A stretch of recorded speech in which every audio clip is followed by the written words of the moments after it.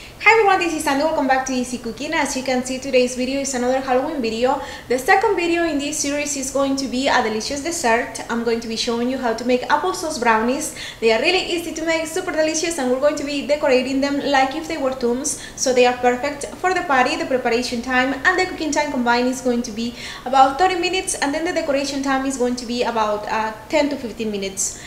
I really hope you enjoyed this video. Let's get started. You'll find the list of ingredients in the description box of this video, and you'll also find it in my blog where you can print the whole recipe. Let's get started. Preheat the oven to 350 degrees Fahrenheit. Now combine the flour with the cinnamon, the salt, the baking powder, the baking soda, and the cocoa powder. Mix well to combine and then set this aside for a moment.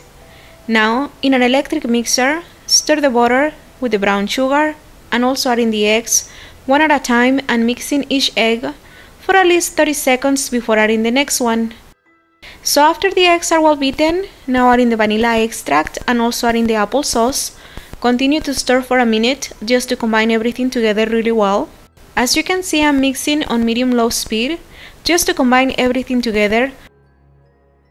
And after that, we're done with the mixer. Now we're going to combine the dry ingredients with the wet ingredients, but we're going to do so with a spatula.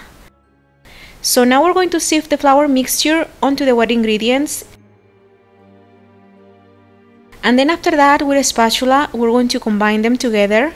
Do not overmix, you just want to combine the wet ingredients with the dry ingredients, but without overmixing. Once the batter is done, now grease and flour the pan. I'm using an 8 by 11 inch pan, but I will recommend you use a larger one, maybe a 9 by 13. So once the pan is ready, now pour the brownie batter into the pan. Don't worry if the batter is too thick or bumpy, that's the way it's supposed to be. I promise at the end you will end up with super moist, rich and flavorful brownies. That's just the way the batter is supposed to be. So we're going to bake this at 350 degrees Fahrenheit for about 20 to 25 minutes or until the brownies are cooked.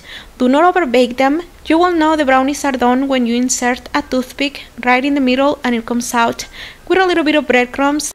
So once the brownie is done, we're going to let it cool completely before slicing it and decorating it. My brownie is completely cold now, so I'm going to slice it. As you can see, I already sliced it in half, and then I'm going to slice each half in thirds. I need my brownies to have a rectangular shape to resemble tombs, but you can cut them any way you want. To decorate, I'm also using about a third of a cup of semi-sweet chocolate chips, and I'm just going to melt them.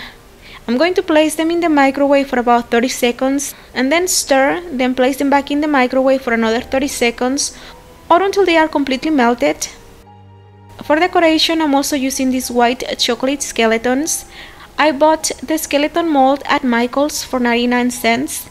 And I fill the skeleton mold with white chocolate, then place it in the refrigerator and just let the chocolate cool down. I'm also going to cut a little bit of the edges of the brownie, and with this I'm just going to make some crumbs. Like I said, I'm just cutting a little bit around the edges of the brownie to make some crumbs, and this will be for decorating. So now everything is ready to start decorating the brownies. Now we're going to frost the surface of the brownie with a little bit of melted chocolate, and you just want to add a thin layer of melted chocolate on top of the brownie.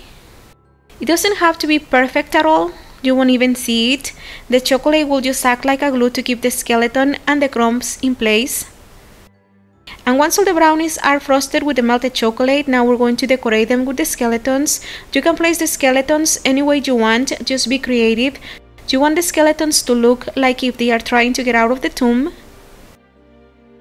And after you add in the skeletons, now we're going to sprinkle the crumbs all over the brownies. And like I said, the crumbs will just resemble dirt. So after that, now we're going to make the tombstones. For that, I'm using chocolate crackers. You can use any kind of cookie or cracker that you like. And I'm just going to cover the front side of the cracker with melted chocolate. I'm just using the chocolate that is left over after I frosted the brownies. So I'm just going to cover the cracker with a thin layer of chocolate, just to give the cracker a smooth, even finish.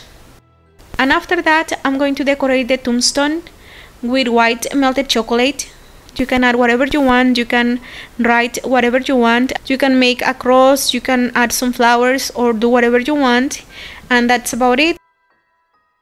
And to glue the tombstone to the tomb, I'm going to use the leftover chocolate.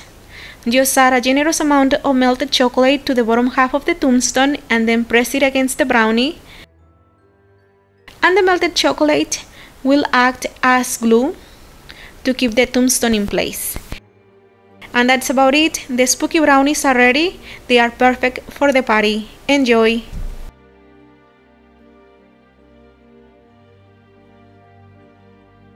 To print these and some other delicious recipes, please don't forget to visit my blog. The link is going to be down below. And remember, you will also find me on Facebook, on Twitter, on Instagram, on Pinterest. I'm everywhere, so the links are going to be down below. If you want, you can check them out. And of course, don't forget to subscribe to this channel to be notified of future updates. Thank you so much for watching, and I'll see you next time. Bye bye!